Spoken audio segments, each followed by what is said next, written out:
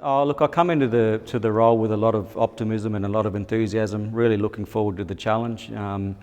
It's almost an opportunity to start from scratch in the reform of the talent program, and that's not to, I guess, overlook the amount of incredible work that's been done to set the foundation. But to me, it's a real opportunity to start a little bit afresh, take into account, the history behind the program, but look to see where we can make a few changes and perhaps take it to another level.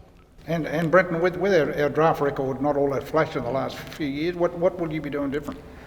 I think there's a lot of things, a lot of dynamics involved in our draft record, and I don't think you can pinpoint it to any one part or any one part of a program as to why those numbers have dropped off. But I just think that across the talent program, the governance and the engagement of community is going to be important. The setting of high expectations and standards for our training camps.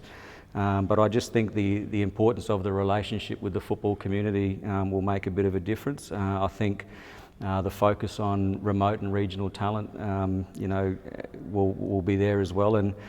And I guess my background, has been in that remote and regional talent, so I kind of got an idea of the context that those people are coming from, and to where they need to go and what needs to happen in between. So I think a lot of things, but the focus on remote and regional talent will be there, and just getting the relationships right with our NTFL clubs, with our CAFL clubs, with our regional development staff are going to be important, and as well as the AFL clubs. What right about Alice Springs? I mean, the red tails and the pink tails have been working well?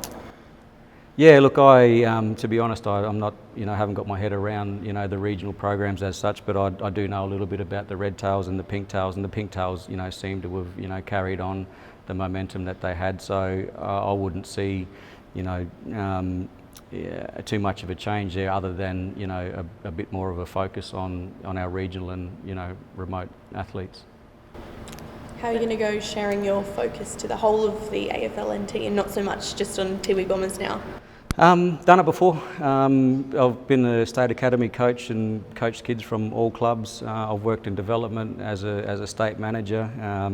I've got a connection to Tiwi, through the people and family, but I've also, don't forget, I've coached at Waratahs, I've coached at St Mary's. I've got good relationships with Matt Campbell, Shannon Rusker, Shannon Motlop, Ryan Ayres. No matter where you go, I think the relationships there with those NTFL clubs, that they know that I'm in it for the right reasons, and it's about getting the opportunity for all kids to get drafted. And it was disappointing for some people to hear about the withdrawal of the NT Thunder teams. How do you think the talent will be able to develop without those teams? Yeah, look, it's an interesting sort of question, and I'm not privy to some of the information as to why Thunder does or doesn't exist anymore. But the only thing I can see out of it is that resource that was invested into the senior men's and women's team will be redirected, or part of it will be redirected, and you would have to think that investment of the resource back into the junior talent program will have an impact on draft numbers at the end. And ahead of the draft tomorrow, there's been some reporting about the increasing number of players who are coming from the select few sort of private schools down south. Do you think, will your focus be on recruiting and developing talent here in the territory, or will you be helping people get into those other more established pathways? I think it'll be a bit of a case-by-case scenario, individual athlete development plans based on what's in the best interest of the athlete. So if it means that going away to a boarding school is going to give them a better chance to get drafted, well then perhaps that's what they should do.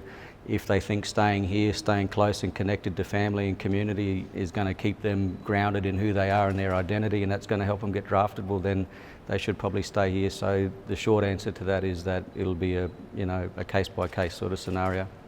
And are you expecting many territory names in the draft?